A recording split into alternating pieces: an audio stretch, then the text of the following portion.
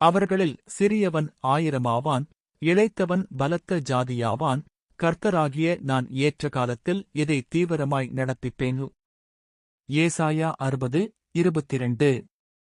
இந்த வசனம் நமக்கு பெரும் நம்பிக்கையை தருகிறது. இன்று நீங்கள் உங்களை தாழ்வாகவோ பலவீனமாகவோ அல்லது தனிமையாகவோ உணரலாம். ஆனால் தேவன் உங்களை ஆசீர்வதிக்கத் தொடங்கும்போது ஒரு சிறிய ஆரம்பம் கூட மிகப்பெரிய வெற்றியாக மாறும் என்று வாக்குறுதி அளிக்கிறார். தேவனின் நேரம். நாம் அவசரப்படலாம், ஆனால் தேவன் ஏற்ற காலத்தில் அனைத்தையும் செய்வார். அவரது நேரம் எப்போதும் சரியானது. வளர்ச்சி.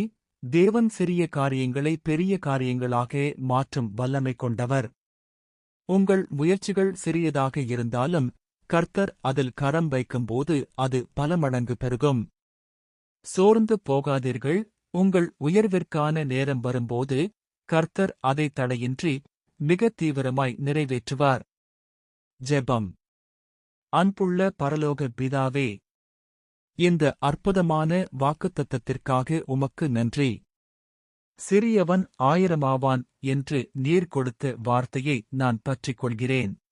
என் வாழ்க்கையில் நான் காண்கிற சிறிய தொடக்கங்களையும் பலவீனங்களையும் உம்மிடம் ஒப்படைக்கிறேன். ஆண்டவரே, என் வாழ்வில் நீர் குறித்திருக்கிற ஏற்ற காலத்திற்காக நான் பொறுமையோடு காத்திருக்க எனக்கு பலன் தாரும். தடைகள் நீங்கி உம்முடைய ஆசீர்வாதம் என் வாழ்வில் பெருகட்டும். நீர் வாக்குத்தத்தம் செய்த காரியங்களை என் வாழ்க்கையில் தீவிரமாய் நடப்பிப்பீர் என்று நம்புகிறேன். எல்லா துதி, கனம், மகிமை உமக்கே செலுத்துகிறேன்.